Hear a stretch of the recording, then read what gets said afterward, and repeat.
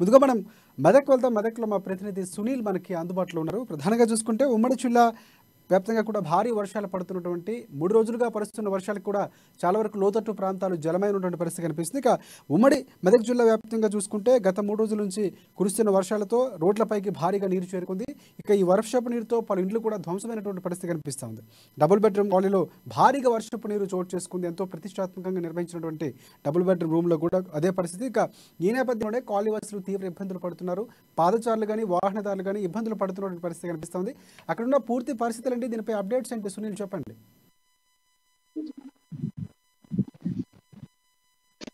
ఉమ్మడి మెదక్ జిల్లా వ్యాప్తంగా గత 3 రోజులుగా భారీ వర్షాలు కురుస్తున్నాయి. అత్యంతంలో లోతట్టు ప్రాంతాలన్నీ కూడా జలమయమైనటువంటి పరిస్థితి ఉంది. అయితే ఇదే విధంగా మనం చూసుకున్నట్లయితే నర్సాపూర్ నియోజకవర్గంలోని వెల్దుర్తి మండల కేంద్రంలో భారీ వర్షాల కారణంగా ఒక ఇల్లు కూడా కూలినటువంటి పరిస్థితి ఉంది. నేపథ్యంలో బాధితులు ప్రభుత్వం ఆదుకోవాలని చెప్పి కూడా డిమాండ్ చేస్తున్నటువంటి పరిస్థితి. మరోవైపు మనం చూసుకున్నట్లయితే మెదక్ జిల్లాలో ప్రముఖ దేవస్థానం అయినటువంటి ఏడుపాయల దేవస్థానం లో పెద్ద ఎత్తున వరద నీరు చేరడంతో ఆలయాన్ని కూడా మూసివేశారు. ఈ నేపథ్యంలో ఆలయంలోని అమ్మవారి విగ్రహాన్ని రాజకు చేర్చి కూడా ప్రత్యేక పూజలు నిర్వహిస్తున్నటువంటి పరిస్థితి. అయితే సింగూరు ప్రాజెక్టు నుంచి దిగువకు నీరు వదలడంతో ఘనాపూర్ ప్రాజెక్టుకు వరద నీరు పెద్ద ఎత్తున చేరుకుంటుంది. మరోవైపు మెదక్ జిల్లాలో కురుస్తున్నటువంటి వర్షాల కారణంగా కూడా ఘనపూర్ ప్రాజెక్టులోకి పెద్ద ఎత్తున వచ్చినటువంటి పరిస్థితి నేపథ్యంలో మొత్తానికి ఘనాపూర్ ప్రాజెక్టు పూర్తి నిండుకుండలా తలపించి పెద్ద ఎత్తున మత్తడి దుక్కుతోంది. మరోవైపు వంతెన పై నుంచి కూడా వరద నీరు ప్రవహిస్తుంది. ఈ నేపథ్యంలో ఏడుపాయల దేవస్థానాన్ని తాత్కాలికంగా అయితే అర్చకులు మూసివేస్తున్నటువంటి పరిస్థితి ఉంది. మరోవైపు సంగారెడ్డి సిద్ధాలో కూడా భారీ వర్షం కురుస్తోంది. ఎడతెరిపి లేకుండా కురుస్తున్న వర్షం కారణంగా జనజీవం స్తంభించని చెప్పి కూడా చెప్పవచ్చు. రైట్ సునీల్, అంటే ఎన్ని ప్రాంతాలు లోతట్టు ప్రాంతాలుగా అధికారులు ఏమైనా గుర్తించడం కానీ ఆ ప్రాంత ప్రజలు చేసే ప్రయత్నాలు ఏమైనా చేస్తున్నారంటే దాదాపుగా ఎన్ని అంటే ప్రాంతాలు పూర్తిగా నీట మునిగిపోయినటువంటి పరిస్థితి ఉంది. అధికారులు ఏమైనా పర్యవేక్షణ చేస్తూ అక్కడ ఉన్నటువంటి పరిస్థితులు ఏమైనా శక్తిదే ప్రయత్నం చేస్తున్నారా? అయితే రెవెన్యూ మున్సిపల్ అధికారులు అయితే ఎప్పటికప్పుడు పరిస్థితి సమీక్షిస్తున్నటువంటి పరిస్థితి ఉంది.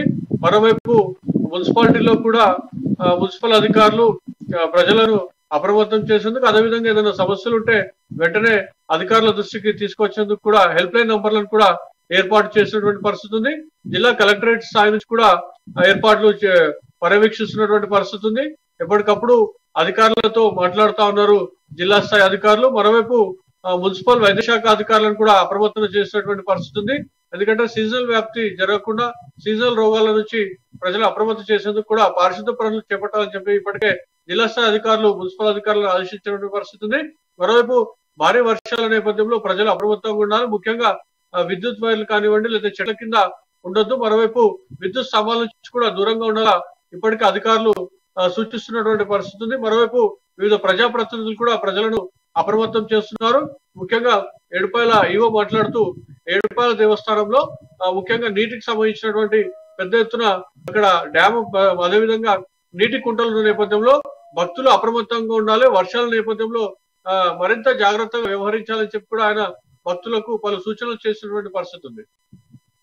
రైట్ సునీల్, ఇంకోటి డబుల్ బెడ్రూమ్ ఏదైతే కాలనీకి సంబంధించి ఇల్లు పొద్దుగా నిండిపోయినటువంటి పరిస్థితి కనిపిస్తుంది. దీనిపై అక్కడ ఉన్నటువంటి కాలనీ వాసులు కానీ లేకపోతే దానికి సంబంధించినటువంటి స్థానికులు ఏమంటున్నారు అంటే చాలా ప్రతిష్టాత్మకంగా ప్రభుత్వం నిర్వహించినటువంటి డబుల్ బెడ్రూమ్ ఇల్లో చిన్నపాటి వర్షానికి మునిగిపోయే పరిస్థితి ఉంటే భవిష్యత్తులో ఎలాగంటే ఎక్కువ కాలం అందులో ఉండాలనుకునే వారికి ఒక రకమైనటువంటి భయాందోళనకు గురయ్యే అవకాశం ఉంటుంది. కాబట్టి ఎలా స్పందిస్తున్నారు దానిపై అధికారులు ఏమంటున్నారు? అయితే నిర్వహణ లోపం వీటన్నిటి కూడా కారణం చెప్పవచ్చు. అయితే ప్రస్తుతం వచ్చిన సమస్యకు సంబంధించి స్థానిక ప్రజాప్రతినిధులు అధికారుల దృష్టికి అయితే తీసుకెళ్లారు స్థానికులు. అయితే వర్షాలు ఆగిన తర్వాత వాటన్నిటి కూడా మరమ్మతులు చేస్తామని చెప్పి కూడా చెప్పినటువంటి పరిస్థితి.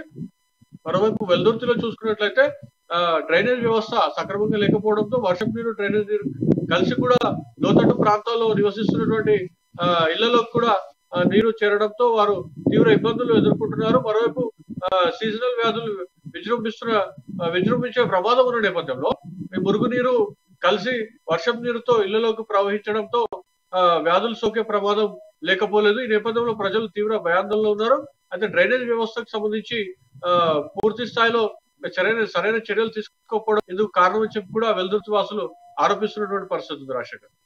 రైట్. అంటే ఉమ్మడి మెదక్ వ్యాప్తంగానే కాదు, అంటే దాదాపుగా మరికొన్ని రోజులు, అంటే ఒక 2-3 రోజుల పాటు వర్షాలు పడే ఇంకా సూచనలు ఉన్నాయి. పూర్తి స్థాయిలో ఎప్పుడు వర్షాలు అనేవి క్లియర్గా ఉంటాయి అనేది మాత్రం ఇంకా క్లియర్గా కనిపిస్తుంది కాబట్టి ఈ నేపథ్యంలో అక్కడ ఉన్న అధికారులు ఏమైనా ప్రజలు అప్రమత్తం చేసే ప్రయత్నం చేస్తున్నారు అంటే మరికొన్ని రోజులు ఉన్న నేపథ్యంలో, అంటే లోతట్టు ప్రాంతాలు ముందే గుర్తించే ప్రయత్నాలు ఏమైనా చేస్తున్నారు అంటే అలాంటి దిశగా ఏమైనా అధికారులు ప్రయత్నాలు చేస్తున్నట్టు తెలుస్తుందా?